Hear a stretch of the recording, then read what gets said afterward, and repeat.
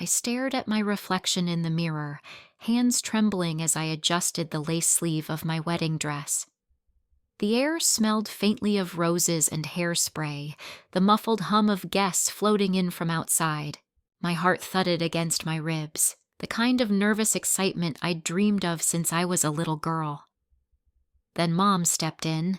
Her heels clicked sharply against the tiled floor, her perfume, a mix of gardenia and something colder, announcing her before she spoke. She looked me up and down, her lips curling into a practiced smile. "Well," she said, brushing a speck of imaginary dust off my shoulder, "at least the dress looks decent on you." I tried to laugh it off, searching her face for warmth, but her eyes stayed flat. "Mom," I said softly, "thank you for helping with it. I couldn't have—" She cut me off, her tone low, her smile widening just enough to sting. "You don't deserve the dress I paid for anyway." The words hit like glass shattering inside me. My breath caught, the sound of chatter outside fading into nothing. For a second, I thought I'd misheard her, but she just smoothed her skirt, satisfied, like she'd straightened a crooked picture frame. I blinked hard, heat rushing behind my eyes. "What?" I whispered. She didn't answer, only turned toward the mirror, admiring her own reflection. "Try not to cry," she said. "You'll ruin your makeup. Guests will be here any minute." Then she walked out, leaving the faint click of her heels and the echo of her words lodged in my chest. I stood frozen, my pulse pounding. My bridesmaid, Emma, peeked in a moment later, her smile fading when she saw my face.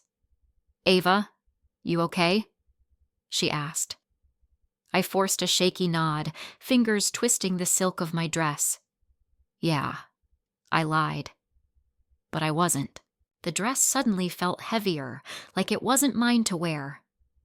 I heard the wedding planner's voice calling from down the hall. 5 minutes! And my knees almost buckled. My own wedding day, and I was standing there wondering if I could walk out and pretend everything was fine. Her words rang in my head, sharp and cruel. "You don't deserve it." Maybe she was right.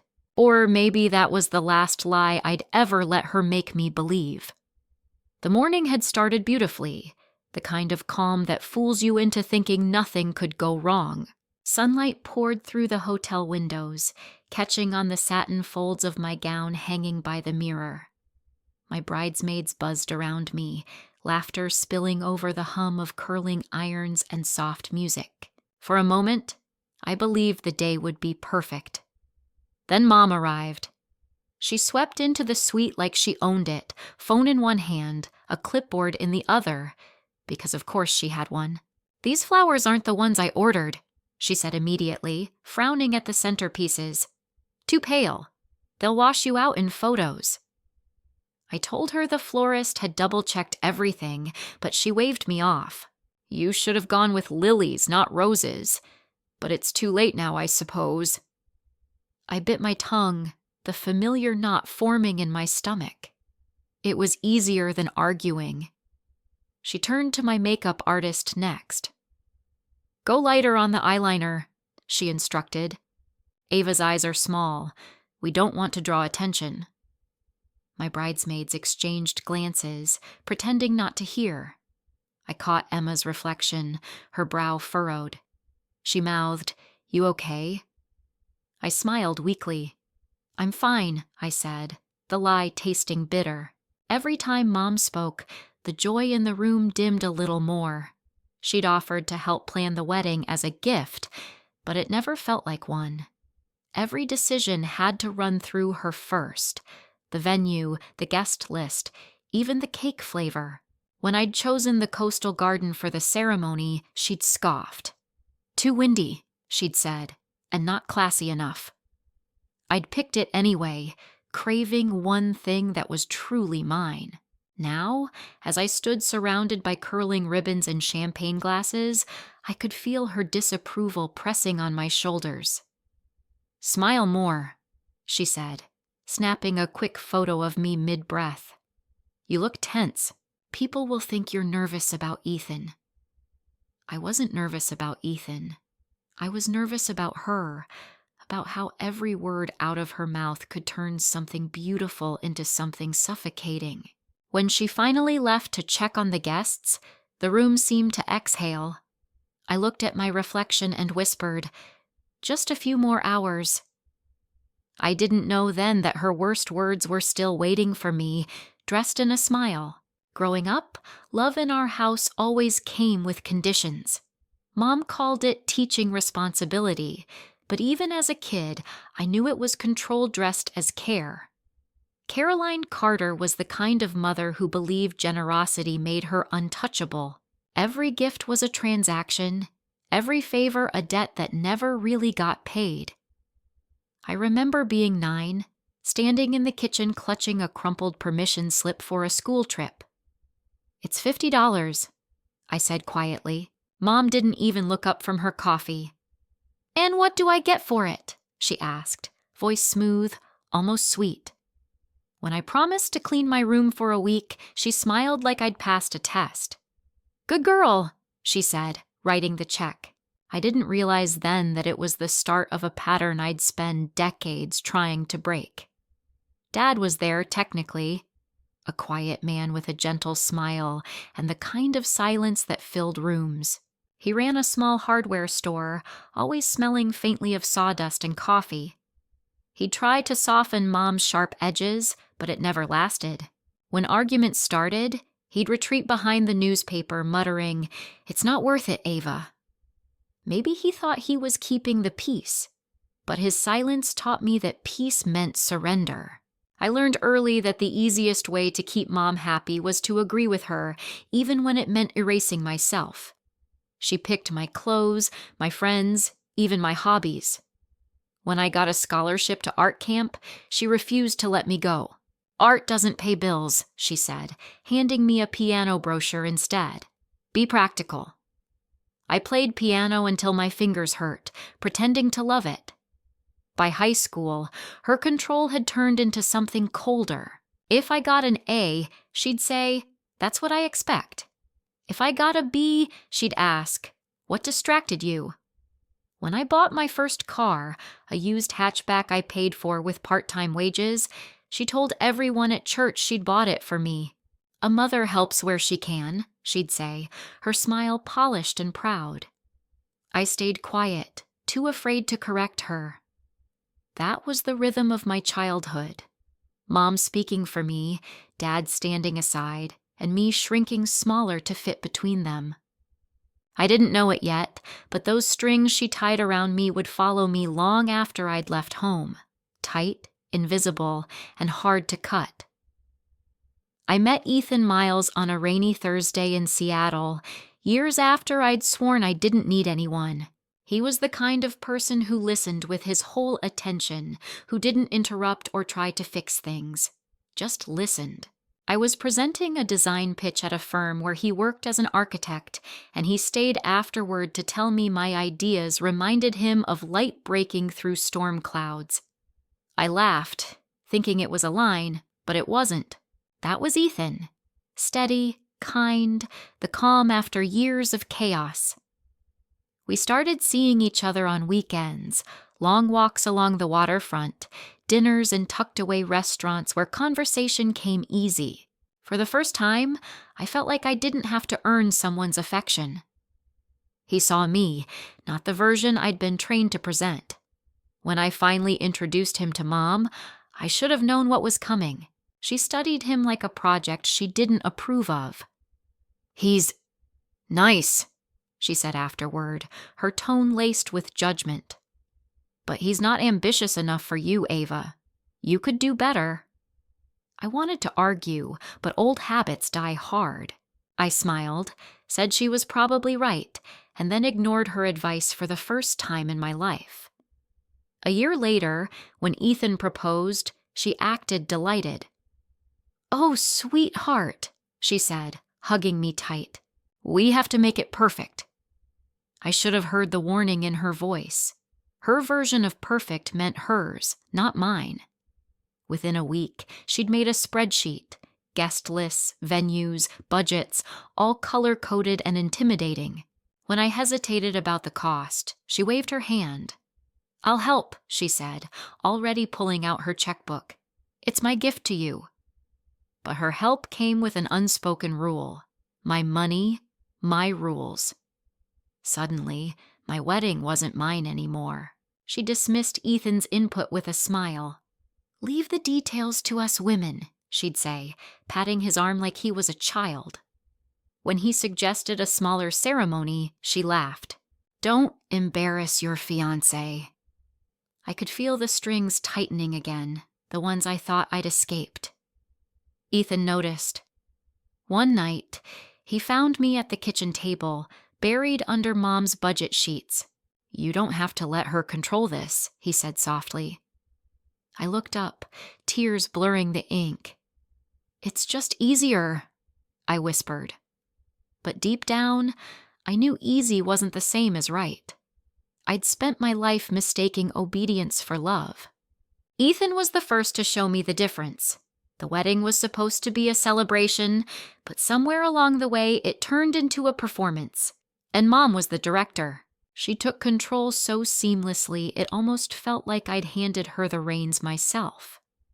"You've got too much on your plate," she said one afternoon, glancing over the catering contracts. "Let me handle the details." I should have known that details meant everything. Within days, she'd replaced the cozy garden venue Ethan and I had chosen with a country club she said had better optics. The caterer? Dismissed. "Their portions are too small," she claimed. My best friend Emma tried to reason with her, but Mom brushed her off with a tight smile. "You wouldn't understand, dear. I've hosted events before." Every decision became a battlefield.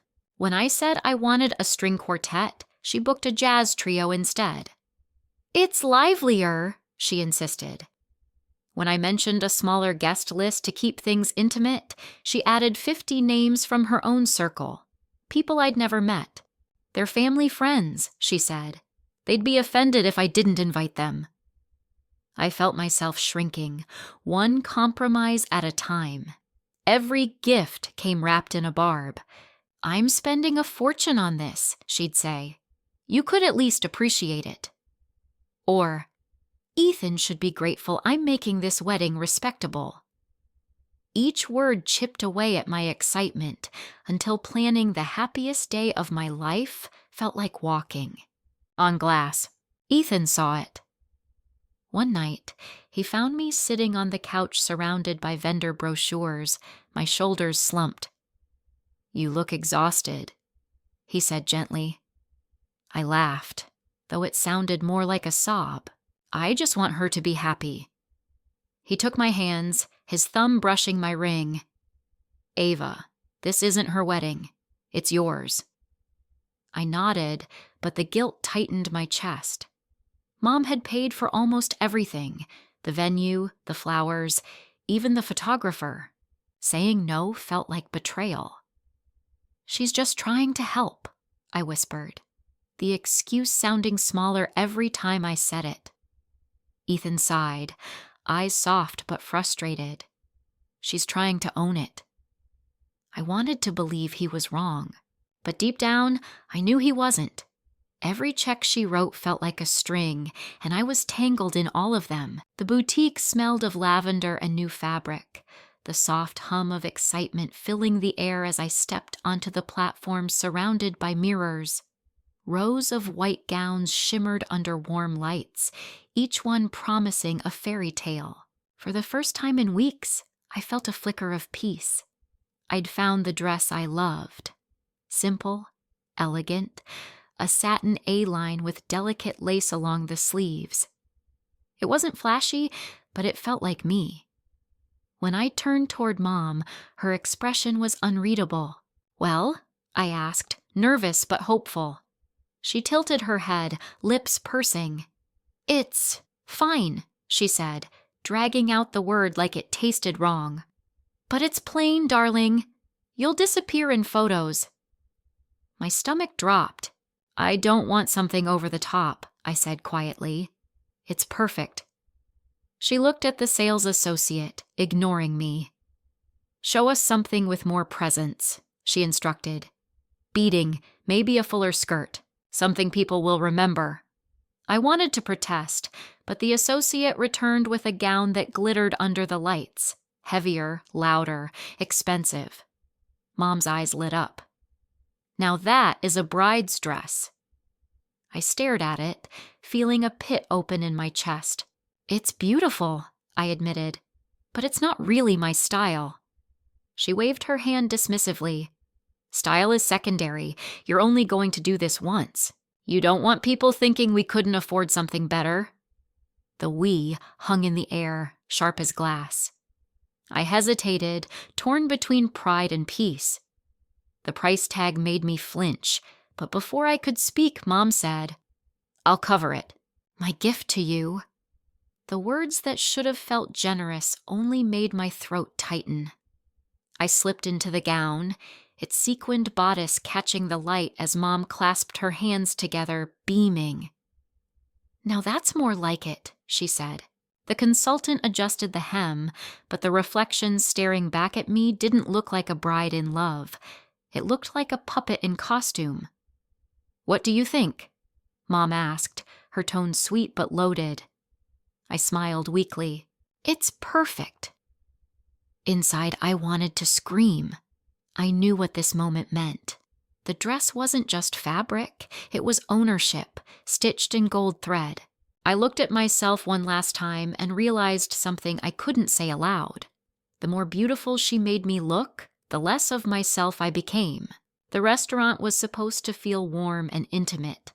Soft lights, laughter, the hum of celebration before the big day. Instead, tension sat at the table like an uninvited guest. Ethan's parents had driven in from Portland, kind and genuine people who brought handmade gifts and easy smiles. His mother, Helen, hugged me tight, her perfume faintly floral, comforting. "You look radiant, dear," she said, and for a moment I almost forgot the storm waiting across the table. Mom arrived late, as usual, sweeping in like a queen entering her court. Her pearls gleamed under the chandelier, her smile sharp enough to cut glass. "Well," she said, glancing around, "it's cozy." Her tone made cozy sound like cheap. I felt Ethan tense beside me. His father, Richard, stood to shake her hand, but she barely met his eyes. "We've heard so much about you," he said warmly. Mom's smile tightened. "I'm sure you have," she replied, her gaze flicking over his modest suit. The evening went downhill from there. She commented on the menu. "So casual for a wedding rehearsal, don't you think?" And made a point of reminding everyone how much she'd invested in the big day. Ethan's sister complimented the flower arrangements, and Mom chirped, "Well, I made sure they didn't look too budget." I caught Ethan's glance, apology flickering in his eyes. I wanted to crawl under the table. Then came the comment that cracked the surface. Helen had been talking about their family's tradition of small backyard weddings when Mom leaned in, voice syrupy but cruel. "Oh, that's sweet," she said. "We've always done things a little more formally. My family believes presentation says everything about who you are." The table went quiet. I felt my stomach twist. "Mom," I said evenly, "Ethan's family is wonderful. You don't need to compare." She blinked, surprised, then smirked. "I'm just saying, dear, standards matter." Ethan reached for my hand under the table, a silent anchor. The rest of dinner passed in awkward silence, broken only by clinking glasses and shallow smiles. When it was over, Helen pulled me aside as we were leaving. Her voice was soft but firm. "You have a good heart, Ava," she said, "but don't let her rewrite your story. Some people can't stand when someone else writes their own happy ending." I nodded, her words sinking deep. That night, lying beside Ethan, I couldn't sleep. Helen was right. For as long as I could remember, Mom had been writing my story for me, and tomorrow I'd find out how far she was willing to go to keep the pen in her hand. I woke before dawn, the sky outside a dull gray blanket, the kind that promised rain. My stomach churned with equal parts excitement and dread. Today was the day. I sat on the edge of the hotel bed, staring at the garment bag hanging by the window, the dress that no longer felt like mine. Ethan had texted a simple, "I love you. Can't wait to see you." It should have grounded me, but the silence in the room felt heavy. My bridesmaids arrived soon after, arms full of coffee and laughter, doing their best to lift the mood.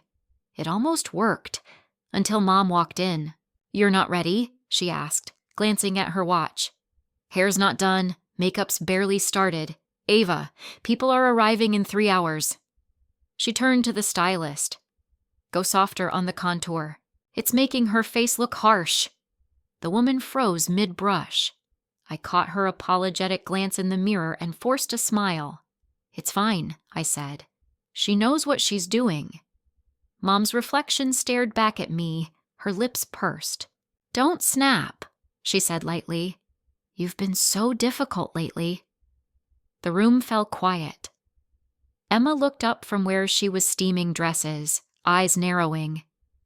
"She's not being difficult," she said carefully. "She's getting married." Mom ignored her, moving toward the jewelry laid out on the vanity. "You're not wearing the pearls I gave you?" she asked, frowning. "They're classic. That necklace looks cheap." I swallowed hard. "I wanted something simple," I said. "Ethan likes—" "Oh, please," she interrupted. "You're lucky he still wants to marry you after how stubborn you've been." The words hit like a slap. The room went still, every bridesmaid pretending not to hear. My throat tightened, heat rising behind my eyes. "Excuse me?" I said quietly. She shrugged, adjusting a stray curl in my hair. "I'm just saying, men don't like women who make everything a battle." I wanted to scream, to tell her she'd made every battle herself, but the words stuck in my throat. Instead, I sat there motionless, while she stepped back to admire her work like an artist finishing a painting. "Perfect," she said. "Just smile when you walk down the aisle." When she left, Emma came to me, placing a gentle hand on my shoulder. "You don't have to let her ruin this," she whispered. I met her eyes in the mirror, my own reflection pale and trembling. I nodded, but deep down I knew the truth. My mother had already tainted everything. And I hadn't even made it to the altar yet. The dressing room felt colder than it should have. My bridesmaids fluttered around me, laughing softly as they pinned hair and adjusted veils, the kind of easy chatter that fills silence when no one wants to think too hard. I stood by the mirror, staring at the gown hanging from its satin hanger. The one Mom had chosen, the one she'd paid for, the one that never really felt like mine. My palms were damp as I reached for it. Emma helped me step into the layers of fabric, careful not to smudge my makeup. "You look stunning," she said, her smile genuine. I tried to believe her. Then the door opened, and Mom appeared. Her reflection filled the mirror behind me, poised and polished, her smile tight as ever. "Everyone's waiting," she said, gliding toward me. "Let's get you zipped." Her tone was light, but her eyes were sharp, scanning the dress for flaws. She tugged at the zipper, smoothing the bodice as she leaned close. Her breath brushed my ear, and then, so soft I almost thought I imagined it, she whispered, "You don't deserve the dress I paid for anyway." The words sliced through me, sharp and deliberate. My breath caught. For a moment, everything went still. The laughter, the music, the world outside the door. I stared at myself in the mirror, my reflection blurring as tears pricked at the corners of my eyes. My lips parted, but nothing came out. Mom stepped back, satisfied, her expression calm, as if she hadn't just ripped open every old wound I'd ever carried. "Don't ruin your makeup," she said, her voice sweet again. "It's too late for that now." She left before I could move, the faint click of her heels echoing down the hall. I stood there frozen, her words replaying like a cruel refrain. "You don't deserve it. You don't deserve it." Years of control, manipulation, and guilt, all distilled into one poisonous sentence. Emma's voice broke through the haze. "Ava?"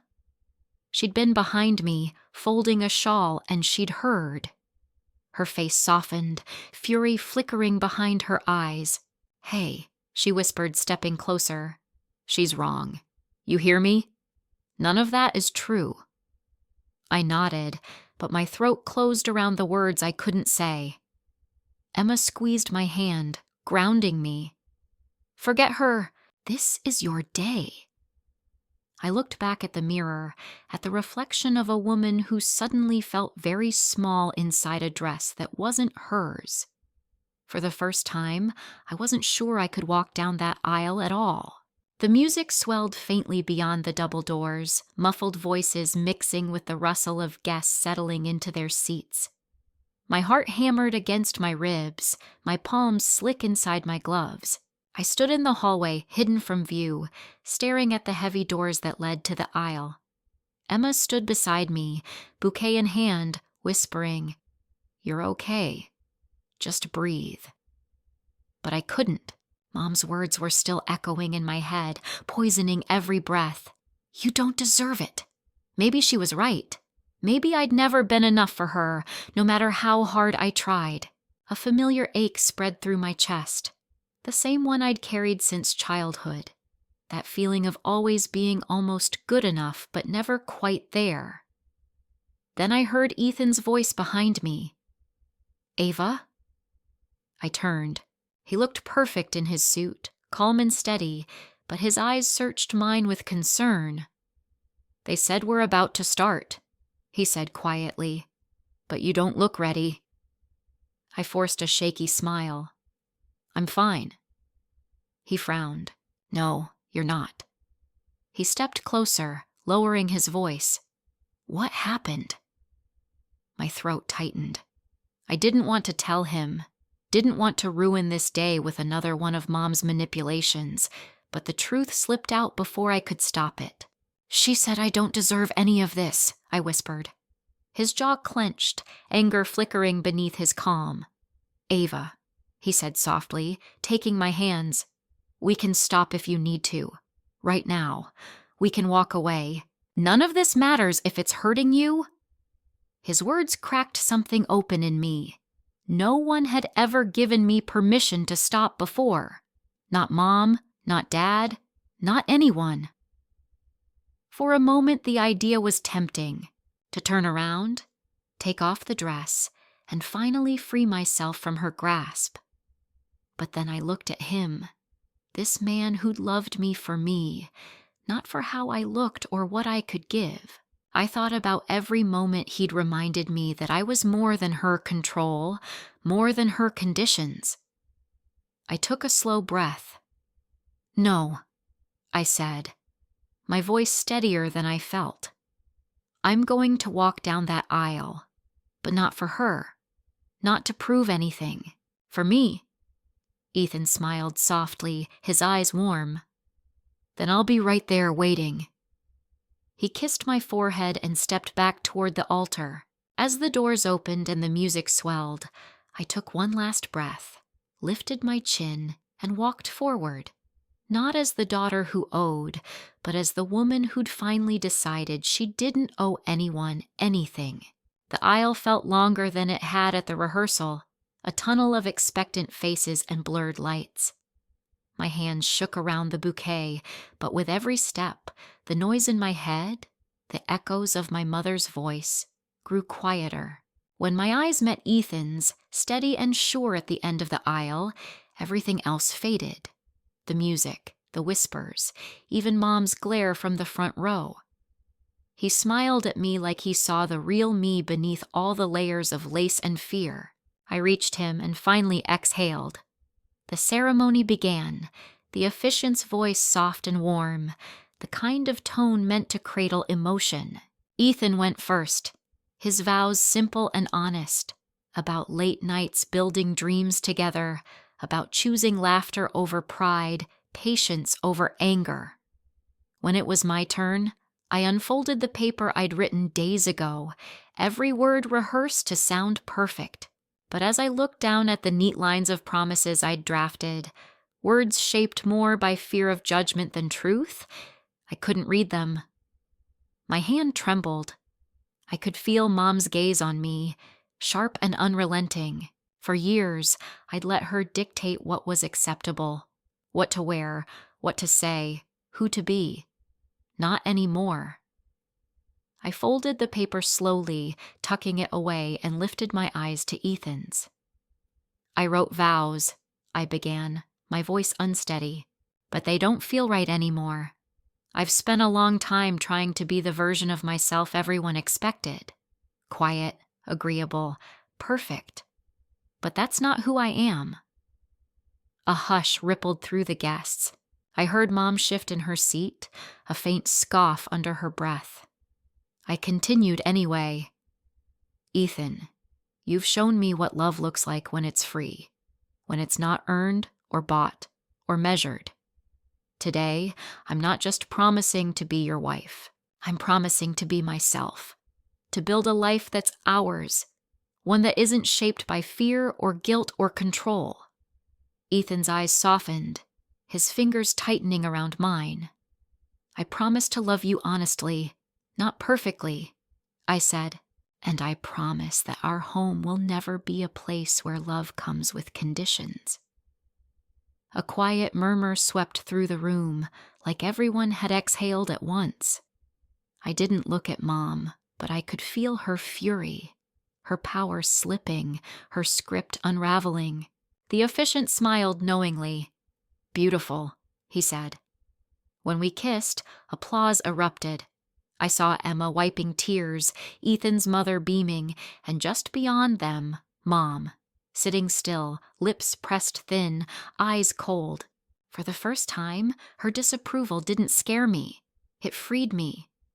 The reception buzzed with music and laughter, but beneath the glow of string lights and champagne glasses, I felt a storm building. Mom had kept her distance through dinner, smiling for photos, pretending nothing was wrong. But I could see the cracks, the tight jaw, the way she whispered to anyone who'd listen, spinning her version of control back into grace. When the toasts ended and guests drifted toward the dance floor, I found her near the terrace, alone with a glass of wine, staring out into the night. My heart pounded, but my voice was calm when I said, "Can we talk?" She turned, eyebrows lifting like I'd interrupted something trivial. "Of course, darling," she said, too sweet. "What's wrong? The caterer forget your favorite dessert?" I took a breath. "No, this isn't about dessert." I reached into my clutch and pulled out a folded check, the refund she'd written to cover the dress. Her eyes flicked to it, confusion flashing before annoyance took over. "What's this?" "It's the money for the dress," I said, "and for everything else you've used to remind me what I owe you." Her expression hardened. "Ava, don't be ridiculous. It was a gift." "No," I said evenly. "It was leverage. You've used money to make me feel small my whole life. That ends today." The words hung between us, sharp and final. She let out a small laugh, brittle and humorless. "You sound ungrateful. After everything I've done for you, this wedding, this dress." "Exactly," I interrupted, my voice rising slightly. "You think generosity makes you right. But love isn't something you buy, Mom. It's something you give." Her face flushed, eyes narrowing. "So what? You think you're better than me now?" she hissed. "You wouldn't have this life without me." I met her gaze steadily. "Maybe not. But it's my life now, and I'm done paying for it." I pressed the check into her hand, her fingers stiff and trembling. "Keep your money. I'll repay every cent I've ever owed." She stared at me like she didn't recognize me anymore. "You're making a mistake," she said quietly, her voice venom wrapped in silk. "You'll regret this." I smiled faintly, a kind of peace settling over me. "Maybe," I said, "but at least the regret will be mine." I turned and walked back toward the music and laughter, leaving her in the cold glow of the terrace lights. Behind me, I heard the faint clink of her glass against the railing, the sound of control slipping from her grasp. The weeks after the wedding felt strangely quiet. The constant noise of planning, pleasing, and performing had finally gone still, leaving space I didn't know how to fill. For the first time in my life, I didn't have Mom's voice in my ear. No early morning calls about what I should be doing, no passive-aggressive text disguised as advice. Just silence. At first, it was disorienting. Then it started to feel like freedom. I spent the first week untangling the mess she'd built around me. I called the bank and removed her access from the joint savings account she'd insisted on opening when I got engaged. Just for emergencies, she'd said at the time. I'd believed her. But when the bank manager read out recent transactions, charges she'd made for wedding upgrades, I'd never approved. It was like waking from a spell. I closed the account that day. Next came the phone calls. When she tried to reach me, I let them go to voicemail. The first few messages were polite, requests to talk things through. Then came the guilt. "After all I've done for you, Ava, this is how you repay me?" Her voice cracked on the third message, but even that sounded rehearsed. I didn't respond. Instead, I found a therapist. I didn't realize how much I needed one until I sat in that office, sunlight spilling across the carpet, and said out loud for the first time, "My mother doesn't know how to love without control." The words hung there, heavy and real. My therapist nodded gently. "And you've been trained to earn love instead of receive it," she said. "That's a cycle, but it can end with you." So I started learning how to end it. Little by little, I let go of the guilt. I wrote letters I never sent, listing every time she'd used money as a weapon, every time I'd confused her approval for love. Ethan was there through it all. Some nights I'd wake up crying from dreams of old arguments, and he'd just hold me until the shaking stopped. "You're allowed to outgrow her," he'd whisper. "That's not betrayal. That's healing." I thought about my dad sometimes, wondering if he'd ever wanted to say the things I finally had. Maybe he'd been as trapped as I was, but I wasn't him. I was learning to speak, to stand, to choose myself. The cycle had run through generations of silence. I was determined to be the one who broke it. It took me nearly a month before I could look at the dress again. It hung in the back of the closet, wrapped in plastic like a relic of someone else's life. Every time I caught a glimpse of it, I felt a mix of anger and sadness. That gown had started as a symbol of everything Mom controlled. Her money, her taste, her idea of perfection. But it was also the last thing she'd ever used to define me. One Saturday morning, I unzipped the bag and pulled it out. The sequins glittered in the light, beautiful and heavy all at once. I ran my fingers over the bodice, remembering how trapped I'd felt wearing it. Then, something shifted. It wasn't the dress's fault. It had just been part of her game, and maybe, if I let it go, I could finally let go of her too. I found a local charity online, a small organization that provided wedding attire to women who couldn't afford it. Their mission statement read, "Every bride deserves to feel worthy." The words hit me like a pulse of recognition. I packed the gown carefully, smoothing the folds before placing it in the donation box. But before sealing it, I tore a small piece of stationery from my desk and wrote, "This dress once made me feel owned. Now it'll help someone feel free. I tucked the note inside the bodice, hidden but there, like a secret between survivors. Ethan offered to drive me, but I wanted to do it alone. The woman at the donation center smiled when I handed it over. "It's beautiful," she said. "Someone's going to be very lucky." I nodded, a lump forming in my throat. "I hope so." When I walked out into the sunlight, the air felt lighter. The weight I'd carried, her voice, her control, her expectations, seemed to lift with every step.